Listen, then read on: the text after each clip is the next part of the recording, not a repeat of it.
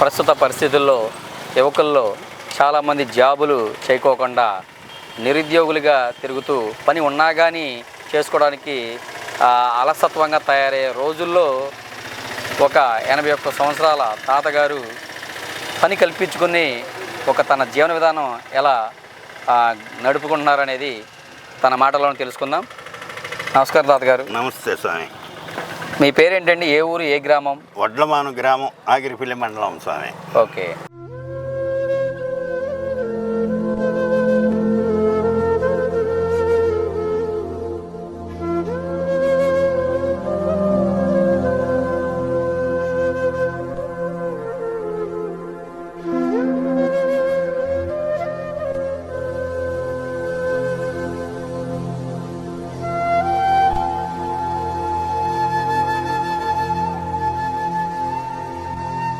ఈ ఆటో నడుపుతున్నారు కదా? అవును స్వామి. ఏంటి ఈ వయసులో మీరు కష్టపడడానికి గల కారణం ఏంటి?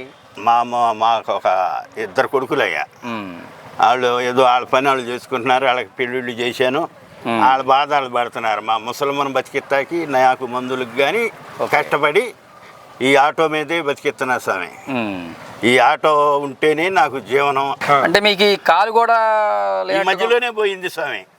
కాలు పోయినా కానీ ఈ ఆటో నడుపుతున్నా. అంటే బ్రేకు ఇవన్నీ ఎట్లాగా? ఈ కాలు కింద ఉంటుంది బాబు బ్రేకు.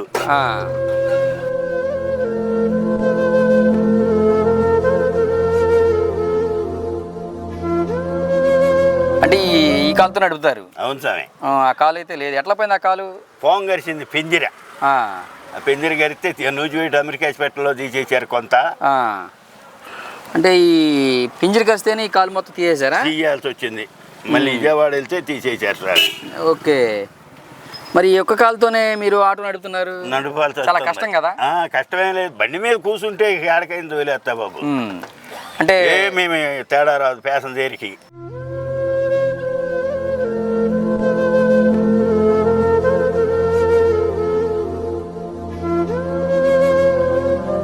తాడేపల్లిలో ఉంది కాలేజీ. వడ్లమానవుడు తాడేపల్లి కాలేజీ. టీచర్లు అందరూ నా బండి ఫోన్ చేసి ఎక్కుతారు. నేను రేత్రి అయినా తీసుకెళ్తా, 12ంటికి వచ్చినా తీసుకెళ్తా.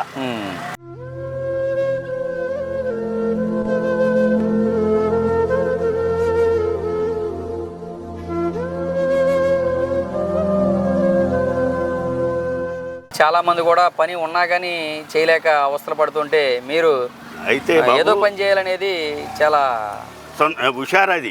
పని చేస్తేనే మనసుకి విశ్రాంతిగా బొబ్బోగలుగుతాం. పని చేయకుండా సోమవారిపోతుగా రోడ్లమ్మడి తిరిగి లేకపోతే మంచం మీద బొబ్బోని ఉంటే ఆడికి రేత్రి నిద్ర పట్టక మందుకు అలవాటు అయ్యి అన్నీ బానిసలు అయిపోతారు స్వామి.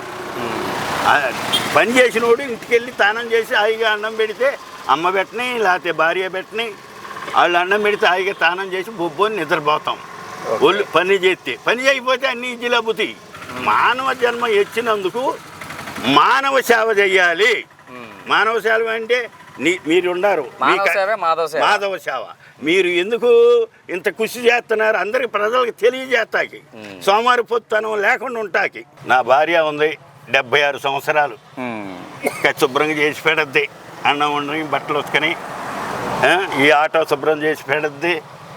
ఆటోకి నా కొడుకు ఎవరు మెకానిక్ చూడక్కర్లా, ఒక కొడుకు చూస్తాడు అన్నీ. ఓకే. ఏదేమైనా కానీ మీ జర్నీ కూడా మంచిగా సాగాలి. మీకు అనేక మంది కూడా మీ ఆటోలో జర్నీ చేసి మీకు ఒక తోడ్పాటుగా ఉండాలని చెప్పి మా ఛానల్ తరఫున కోరుకుంటాం.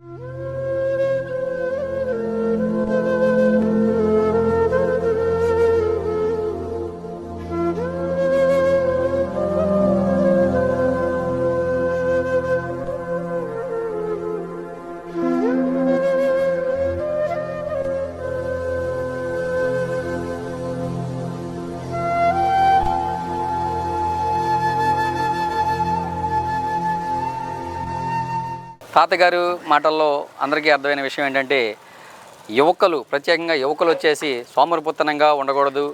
ఎవరైనా కానీ ఏదో ఒక పని చేసుకుంటూనే ఉండాలి. ఖాళీగా ఉంటే తన కుటుంబానికి ఒక భారంగా మిగులుతారని చెప్పేసి తాతగారి మాటల్లో అందరికీ వివరించడం జరిగింది. ఇంత వయసులో కూడా ఈ రకంగా కష్టపడుతుందంటే తాతగారికి ప్రత్యేకంగా మా ఛానల్ 3 తరపు నుంచి ధన్యవాదాలు తెలుపుతూ, ఛానల్ 3ని లైక్ చేయండి, షేర్ చేయండి, కామెంట్ చేయండి. మరీ ముఖ్యంగా పక్కనే ఉన్న బెల్ ఐకాన్ ని క్లిక్ చేసి సబ్స్క్రైబ్ చేయడం మర్చిపోవద్దు.